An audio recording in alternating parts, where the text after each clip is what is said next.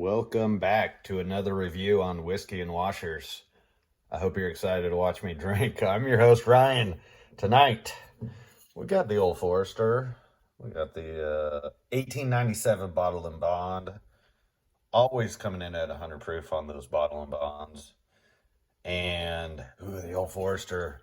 The Whiskey Row Series, it's a great line. Great line. Always got to look at the back. Make sure we know who's making this. And there it is, distilled and bottled by Old Forester.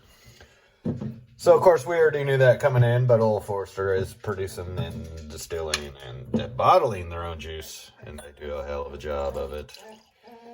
Oh, Simon. Simon. Yeah, I can't give you any bourbon, buddy. I'm sorry. Oh, he's already, dang it. Simon. He just comes in to growling and whatnot. So, Old Forester Bottle and Bond, the Whiskey Row series, man, it's nice. It's a great series. The Bottle and Bond, so what that basically just means is always coming in at 100 proof. The only people allowed into the rick house that they're storing the bourbon in is going to be the master distiller and then a treasury agent. And so there's a few other ones on the market. You got your Heaven Hill Bottle and Bond 7-year. Let's see. Old Granddad's got a Bottle and Bond. That's from Jim Beam. There's getting to be more and more of them out there. Not every distillery is going to do them. I'm assuming it is. They're always pretty dang expensive except for the Old Granddad. So, all right, enough talk. Let's drink this sucker. All right.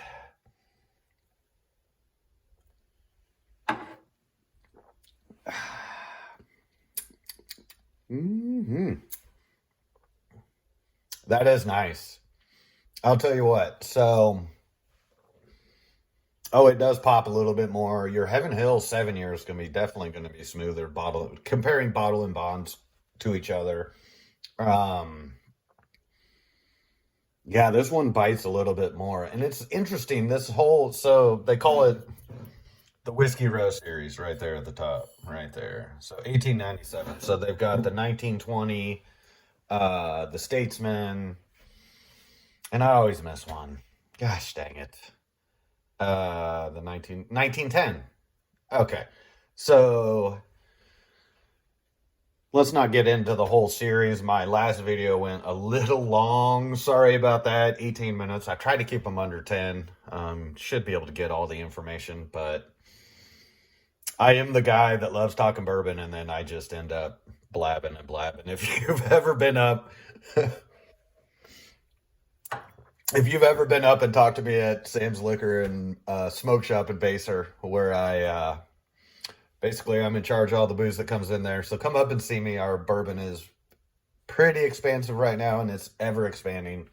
Really trying to be a nice bourbon little honey hole out there in Baser, Kansas. So come up and see me. But if you do, I'm going to be honest. If you start talking bourbon, you better plan out a little bit of time because, God, I get going on it. So anyway. God, the nose on the Old Forester they're nice, man. They're really nice. So, yeah. God, and it still pops. So, 100 proof. All your bottle bond's going to be 100 proof.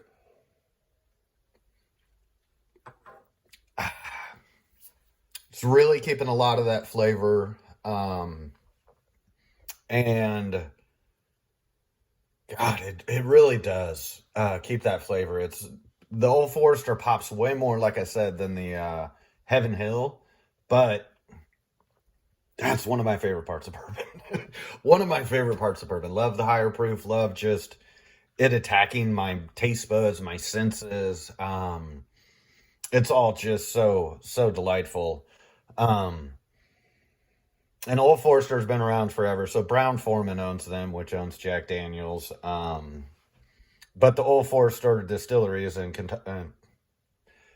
This lineage, God, I get going down these rabbit holes, but you do need to know where your bourbon comes from. That's why I always read the front and the back of the bottle, because you can learn where it's coming from. If it's their own juice, where that juice is coming from, where the barrels are coming from. Basically, I say juice.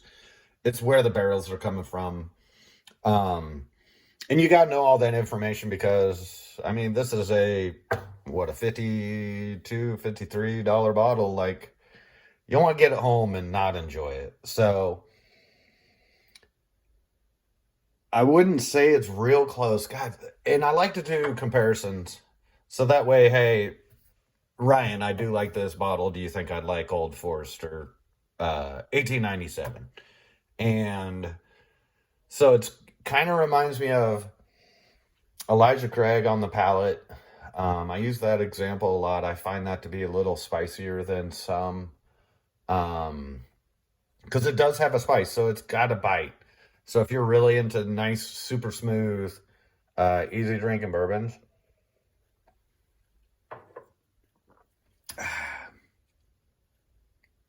I mean, I still would probably give it a try. But if you're into like Woodford or Basil Hayden, the Willet Pot Stills, if you're into those really smooth bourbons, this might not be up your alley, I'll be honest. But if you're into the Wild Turkey, Rare Breed, Elijah Craig, especially their barrel proof lines that come out, you know, there's God dang it. Um, I'll come back to that. But if you're into the bolder, this is going to be definitely bolder than um, a lot of bourbons that you're just going to be able to get off the shelf, or I guess I should say that are on the shelf. So, like the Elijah Craig's, the if you're in the Basil Hayden and Woodford, this is probably not going to be one of your favorites. If you're really into the smooth, if you're into a little more of the proofy, um, Elijah Craig, Wild Turkeys, your Red Line, um, just thinking of some things we have at our store, like the Willet, um, not the pot still, but like Noah's Mill, Rowan's Creek, Pure Kentucky. Those are going to kind of give you similar taste on the palate and taste. It's more of the spice on the palate. But it is nice, man. I love the Old Forester line. God, even down the 86 is a little soft for me, but that just the 100 proof that you get off the shelf is nice. And then the 1920 is my favorite of this line. But they're all good. Again, it's just going to be your taste preference. So,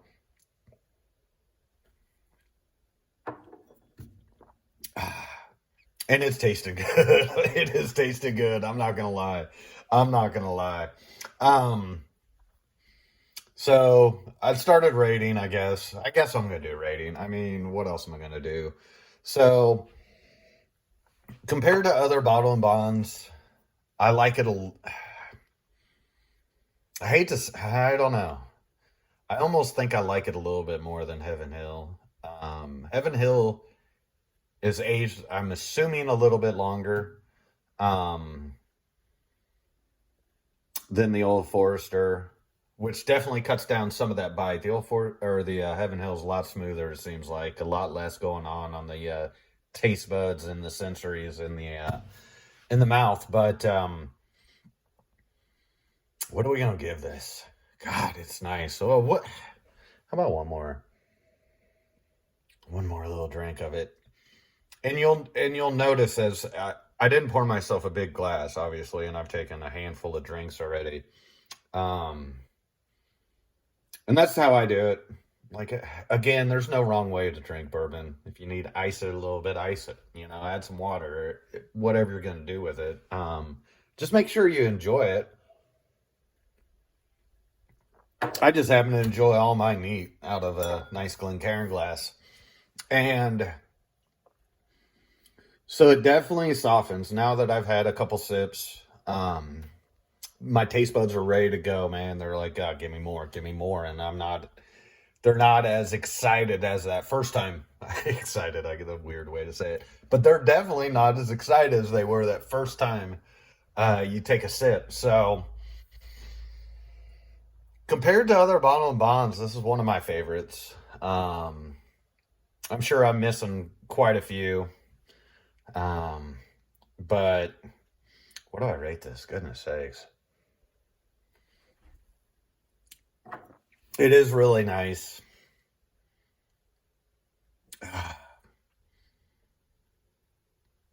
Still gives you a nice, and when I talk about lingering flavors all the time, the lingering flavor is not a bad thing. That's one of my favorite parts of it. I love taking a sip, talking a little bit, having a good conversation, and then like all of a sudden it's like your glands all of a sudden activate a little bit again, and they're like, "Ooh, you still feel that in there?" Oh, it's so nice, so nice. But God, this is a good bottle. Um, it's definitely going to be in the B range. I'm thinking I might go. What's a good 84? 84 for me. Um, it's bold. I love that. It's got a nice staying power. That's a great way to put it. It doesn't linger. Staying power. That's what I'm looking for. Um, and it does drink after drink. And I've talked about this on my washer part of the whiskey and washers. Um, that second glass you pour is really the telltale sign if I'm really going to like a bourbon. Because it's not that a bourbon, I guess, fools me, but it kind of feels like that sometimes. Oh my God, I'm getting long again. God dang it. Trying to keep these under 10. All right, I'm out of here. Solid 84. It's a good bottle. I definitely recommend it if you're into some bolder bourbons. Give it a shot. I'm Ryan, your host of Whiskey and Washers. I appreciate you joining me. God, I'm trying to keep them short. Didn't quite do it.